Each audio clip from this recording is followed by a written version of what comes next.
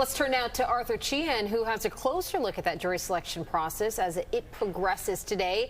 And Arthur, you heard from one of the prospective jurors who was released earlier today. What did you have to say?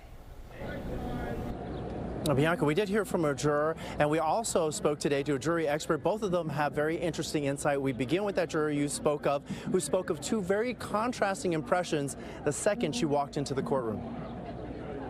The first is this is an extremely important historic moment, because whatever happens in this trial, it sets a precedent for everything similar going forward. Kara McGee describes how she felt the moment she entered the courtroom as a prospective juror at the first criminal trial of a former U.S. president, struck first by the magnitude of the moment, then by Donald Trump. You walk past Mr. Trump and you get the sense of oh, he's just a guy.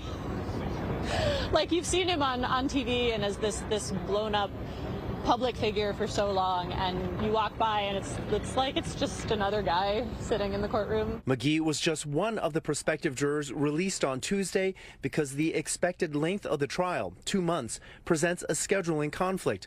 While the painstaking process of finding 12 jurors and 6 alternates for the Trump trial is being portrayed as painfully slow, jury experts tell us this is actually normal speed. I think it's pretty typical for a New York County jury. Eric Rudish has been running a jury consulting firm for more than 20 years now. So far, several jurors have been dismissed for hardships posed by the length of the trial, but fear of retribution, he says, may also be a factor, even though the court is taking steps to conceal the identities of the jurors. Certainly, I think it would weigh on, a lot of jurors' minds that, it could come out later on that they were a juror on this case, maybe due to their own doing, because they mentioned it to some friend. But Rudish says one much publicized factor may not be as big a problem as portrayed.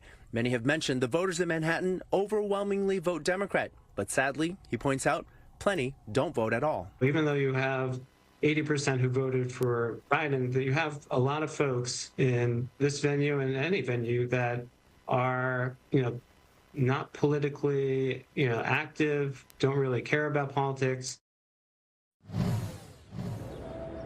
Now, stealth jurors is another issue that's been brought up here. That's somebody who purposefully tries to get on the jury with a premeditated motive for an outcome. Our expert says that's a real possibility in a case like this one, but he says both the defense and prosecutors have teams going over the web history, social media history of every individual potential juror that comes up, and if their history doesn't jibe with how they answer that questionnaire, they can be dismissed. Just as we were talking about it, one juror was released for exactly that reason, so the process here continues, at least on Thursday. We're live at the criminal courthouse in Lower Manhattan. Arthur Chen, Fox 5 News. Natasha, back to you.